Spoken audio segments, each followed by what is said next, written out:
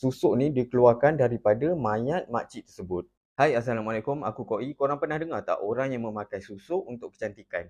Kali ni, aku bukan nak bercerita je pasal susuk, tapi aku nak tunjukkan dekat korang susuk sebenar yang pernah keluar daripada muka mayat seorang wanita. Susuk ni dapat daripada muka mayat tu sendiri. Tapi sebelum aku tunjukkan dekat korang susuk tu, aku akan jelaskan dulu apa benda sebenarnya susuk ni.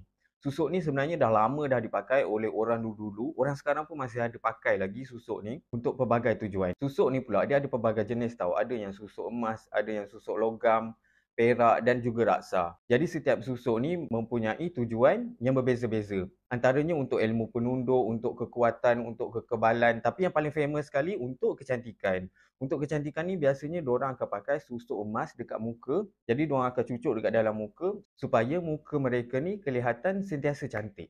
Pemakaian susuk ni juga ada kena-mengena dengan jin dan amalan-amalan yang bertentangan dengan ajaran Islam. Biasanya pemakai susuk ni dia akan ada pantang larang dia tau. Antara pantang larang dia tak boleh lalu bawa ampayan ataupun tak boleh minum air zam-zam. Kalau diorang langgar pantang ni, sesuatu akan berlaku dekat diri diorang. Jadi berbalik kepada susuk yang aku nak tunjukkan dekat korang tadi, susuk ni aku dapat daripada seorang kenalan aku yang dia sendiri melihat bagaimana susuk ni keluar daripada muka mayat tersebut. Cerita dia ada seorang makcik ni yang berumur lingkungan antara 70 hingga ke 80 tahun. Walaupun makcik ni dah umur 70 tahun lebih, muka dia seolah-olah tidak dimamah usia. Kalau orang tahu umur dia 70 tahun ke atas, mesti orang tak akan percaya. Sebab apa? Sebab muka dia kelihatan sentiasa cantik. Jadi satu hari ni bila ajal makcik ni nak tiba, makcik ni pun jatuh sakit. Waktu dia jatuh sakit tu, badan dia dah terlampau kurus tau waktu tu. Memang dah kurus sangat, seolah-olah macam mayat hidup. Makcik ni walaupun dalam keadaan dia nazak macam tu, dah sakit, dah kurus macam tu, kalau kita lihat dia pun dah macam mayat hidup. Anak dia ni pula perasan kemungkinan ada sesuatu yang tak kena dengan mak dia ni. Sebab apa? Sebab anak dia tahu mak dia ni memakai susuk untuk kecantikan. Jadi bila anak dia dah tengok mak dia dah teruk sangat macam tu, panggillah seorang ustaz untuk tengok-tengokkan mak dia ni. Jadi ustaz tu pun sampailah untuk nak tengok makcik ni. Bila ustaz ni sampai, tengok keadaan makcik ni dengan umur yang macam tu, memang tak ada harapan lah kiranya. Tapi makcik ni masih tak meninggal lagi tau. Maksudnya umur dia masih panjang walaupun dia dah terbaring dah dekat situ. Jadi ustaz ni pun mulakan rawatan. Mengikut ustaz ni, makcik ni ada saka yang menghalang dia untuk mati. Maksudnya dia ni susah nak matilah walaupun keadaan dia dah macam tu. Jadi sebelum berubat, ustaz ni tanya dekat anak dia, makcik ni ada tak apa-apa amalan ataupun apa-apa benda lah yang makcik ni pakai? Tapi waktu tu anak makcik ni tak mengaku tahu. Dia tak cakap pun mak dia ni ada susuk.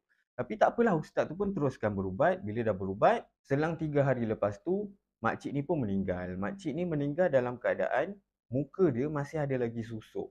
Sebab apa? Sebab anak dia tak mengaku dekat ustaz ni mak dia ni memakai susuk. Jadi tibalah waktu untuk nak kebumikan makcik ni. Sebelum tu orang-orang kampung dekat situ sibuklah untuk nak memandikan jenazah ni. Jadi waktu tu juga entah macam mana anak makcik ni tiba-tiba mengaku yang mak dia ni memakai susuk untuk kecantikan. Jadi orang-orang kat situ menasihatkan suruh panggil balik ustaz ni untuk keluarkan susuk yang ada dekat makcik ni.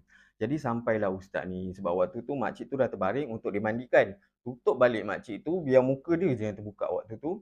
Ustaz ni pun keluarkanlah beberapa susuk yang ada dekat dalam muka makcik ni. Susuknya sama seperti jarum dan berwarna emas. Yang aku akan tunjukkan dekat korang. Kalau korang nampak dekat sini, inilah susuk yang keluar daripada muka mayat makcik tersebut. Waktu dikeluarkan susuk ni, makcik ni dah meninggal lah. Maksudnya susuk ni dikeluarkan daripada mayat makcik tersebut. Jadi aku akan letakkan balik susuk ni sebab apa? Sebab susuk ni aku cuma pinjam je daripada kenalan aku. Waktu aku masukkan susuk ni ke dalam studio aku bawa masuk ke dalam studio. Tingkap depan bilik studio aku ni dah diketuk 2-3 kali. Jadi aku simpan dulu sebelum aku pulangkan balik dekat dia. Baik, selepas dah dikeluarkan susuk daripada muka makcik tu, beberapa minit selepas tu, muka makcik ni berubah menjadi warna hitam tau. Seolah-olah jenazah atau mayat yang dah lama meninggal. Selepas muka makcik tu bertukar hitam, tiba-tiba seluruh badan makcik ni naik satu bau yang busuk sangat. Orang yang memandikan jenazah dia waktu tu pun terpaksa menutup hidung sebab tak tahan sangat dengan bau tu. Jadi waktu tu terbongkarlah segala rahsia, terbongkarlah segala aib makcik ni kerana waktu hidup dia makcik ni memakai susuk untuk kecantikan. Jadi susuk ni kita boleh ibaratkan sebagai sihir mata. Sebab apa? Sebab orang yang memakai susuk ni akan kelihatan cantik kepada semua orang. Walaupun waktu hidup dia kelihatan cantik, tapi apa gunanya waktu nak meninggal pun susah, dan Allah buka aib dia di waktu jenazah nak dimandikan.